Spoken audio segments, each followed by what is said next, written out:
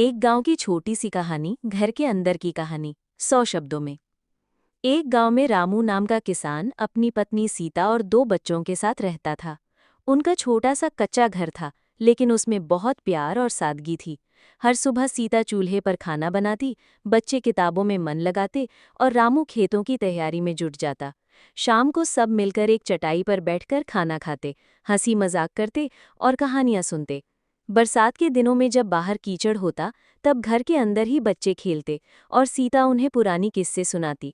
उनका घर छोटा जरूर था, पर खुशियों से भरा हुआ था। एक किसान रोज सुबह अपने खेत जाने के लिए सड़क पर पैदल चलता है। हाथ में फावड़ा, सिर पर टोपी, दिल में उम्मीद लिए वो मौसम की परवाह किए बिना चलता रहता है। उसकी सादगी, मेहनत और धरती से जुड़ाव ही उसकी असली कहानी बयां करते हैं। एक किसान रोज सुबह खेत में फावड़ा लेकर जाता है। सूरज निकलने से पहले वो मिट्टी को खोदता है, पसीना बहाता है, लेकिन रुकता नहीं। उसका खेत उसका मंदिर है। हर फावड़े की चोट में उसकी उम्मीद छिपी होती है। वो बीज बोता है, उन्हें पानी देता है और मौसम की मार झेलता है। दिन ढलते ही वो फावड़ा कंधे पे रखता है और मुस्कुराते हुए घर लौटता है, कल फिर नई शुरुआत के लिए। वो हर शाम जंगल के रास्ते अपने घर लौटता है। पेड़ों की सरसराहट, पक्षियों की आवाज़ें और पत्तों की महक उसे सुकून देती हैं। डर नहीं, बल्कि अपनापन महसूस होता है उसे उस रास्ते में। जंगल उसका साथी बन गया है, एक भरोसेमंद रास्ता घर तक।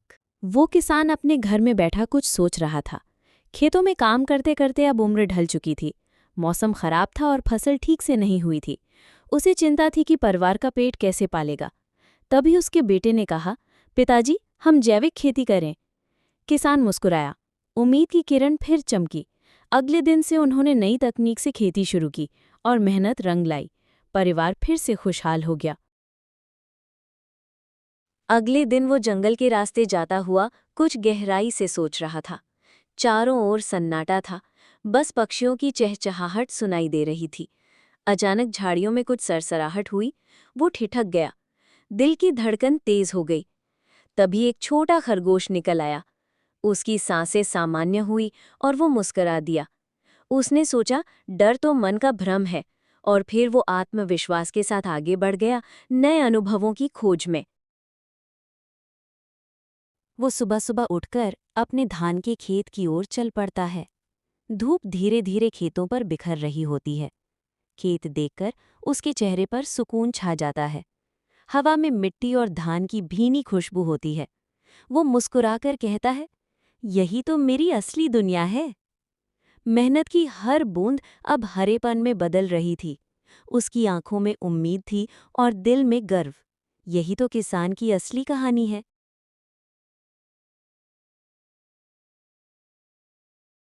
रामू किसान था। आज सुबह वो खेत से लौटकर बहुत खुश था। उसने अपनी पत्नी सीता से कहा, सीता, आज धान की फसल बहुत अच्छी हुई है। सीता ने मुस्कुराते हुए पूछा, सच में? रामू ने सिर हिलाया और कहा, हाँ, इस बार मेहनत रंग लाई। अब बच्चों की फीस और त्योहार की तैयारी दोनों अच्छे से हो जाएगी। सीता की आंखों में खुशी के आंसू थे। दोनों ने मिलकर भगवान का धन्यवाद किया। घर में उम्मीद की रोशनी लौट आई थी। मेहनत, भरोसा और साथ, यही उनकी असली पूंजी थी।